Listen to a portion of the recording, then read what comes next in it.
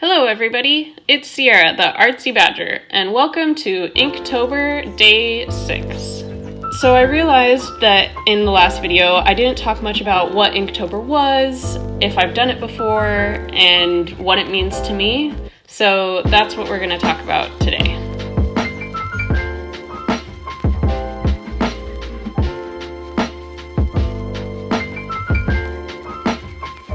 So in case you don't know, Inktober is a month-long art challenge created by the artist Jake Parker, and it's focused on improving your skills as an artist and developing positive drawing habits.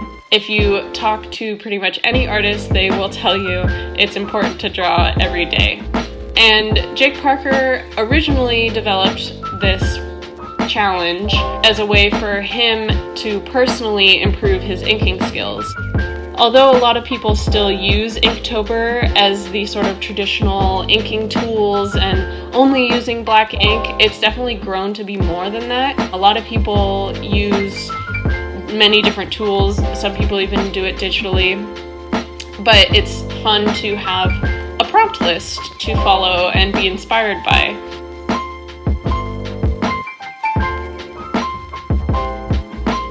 On the topic of prompt lists, as I mentioned in the last video, I am following a prompt list by Adelaide Art.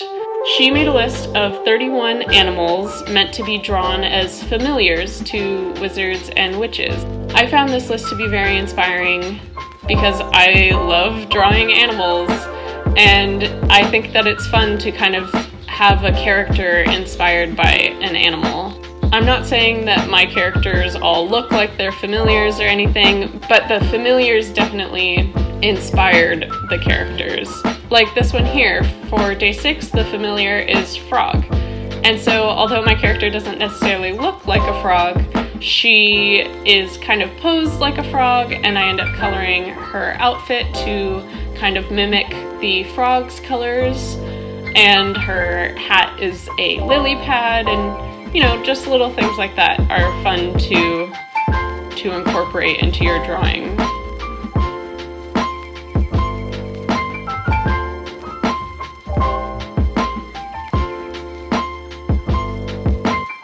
I have followed the official prompt list in the past. In fact, last year I did just that, and I really enjoyed that as well. The official prompt list is definitely a little more broad than the prompt list I'm following this year, and you know, I think that's good sometimes. It was definitely good for me last year. I actually ended up not completing it last year. I was so close, but I think I got to like day 27 or something, which is kind of silly that I didn't finish, but one of my markers actually ended up running out of ink, and that's really why I stopped, which is a bad excuse, but is what it is.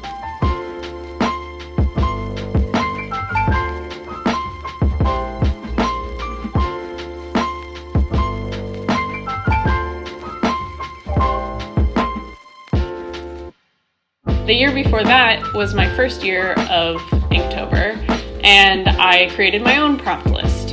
So everyone does their own thing. My first 2 years I didn't have any color in it. It was just grayscale or even just black and white. But this year I wanted to kind of add a limited color palette. I'm only using 6 markers and my black inking tools. I am mixing colors to kind of create more than just the 6 colors I have. But I like the way that it all looks so cohesive.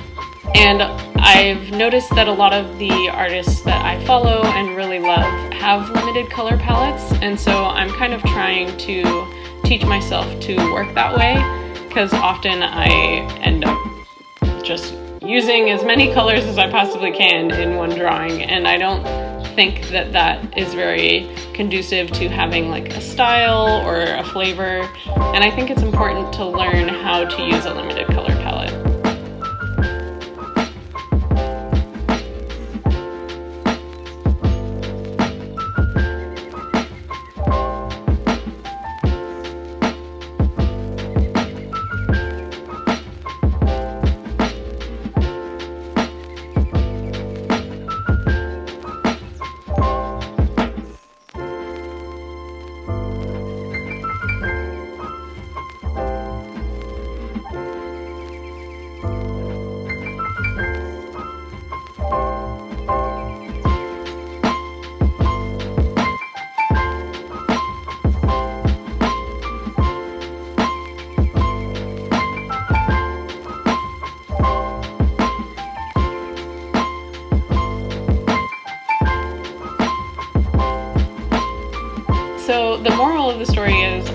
really love Inktober, and I think everyone should give it a shot.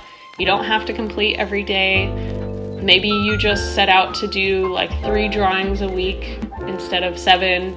You know, like make it manageable for you and your life. But I think that doing a month-long drawing challenge is really helpful to any artist to kind of get them back into the groove of things if you've fallen out, or just improve skills that you've been wanting to improve. So if you feel so inclined, you should start.